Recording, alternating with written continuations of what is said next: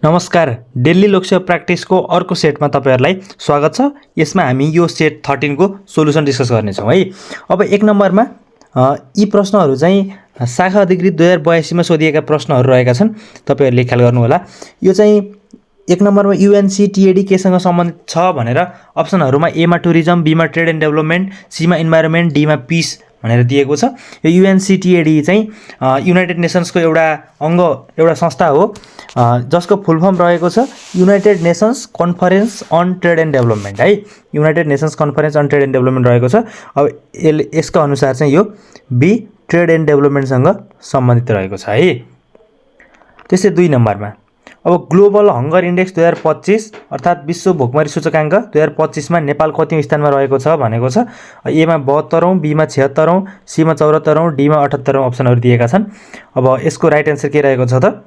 Option A 72औं स्थानमा रहेको छ है नेपाल ग्लोबल हङ्गर इन्डेक्स 2025 अर्थात् विश्व भोकमरी सूचकाङ्क 2025 मा।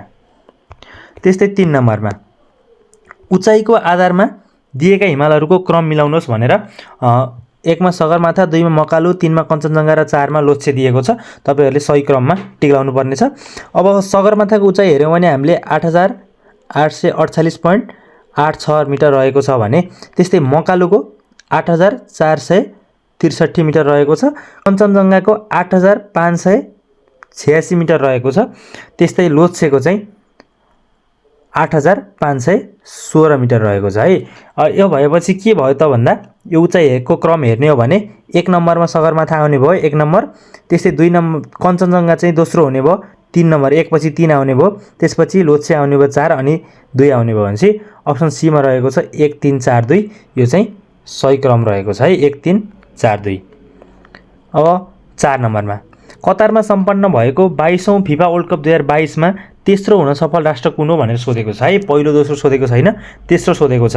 यो जुन 22औं फिफा वर्ल्ड कप यो 2022 कतारमा सम्पन्न भएको थियो त्यसमा चाहिँ पहिलो हुन सफल देश चाहिँ अर्जेन्टिना रहेको थियो, फर्स्ट भएको थियो फ्रान्सलाई हराउँदै।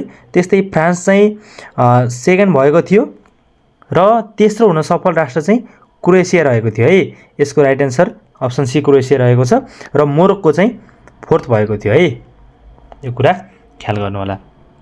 त्यस्तै 5 नम्बरमा कसैलाई पनि मृत्युदण्ड दिन नपाउने भन्ने व्यवस्था नेपालको संविधानको कुन मौलिक हकमा रहेको छ भनेको छ।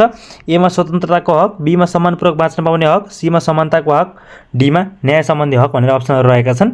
अब कसैलाई पनि मृत्युदण्ड दिन नपाउने भन्ने व्यवस्था चाहिँ नेपालको संविधान अनुसार यो सम्मानपूर्वक बाँच्न पाउने हकमा पर्दछ है, जुन चाहिँ नेपालको संविधानको धारा 16 मा व्यवस्था गरिएको छ।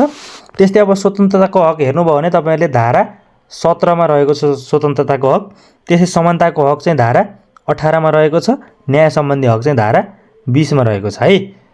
यसको सही उत्तर चाहिँ अप्सन बी रहेको छ है। अब हामीले यी 5 वटा प्रश्नहरूको समाधान हेर्यौं केही व्याख्या सहित। यस्तै कन्टेन्टको लागि चाहिँ हाम्रो Facebook page ER light follow गर्नु होला र युट्युबमा पनि सब्स्क्राइब गर्नु होला।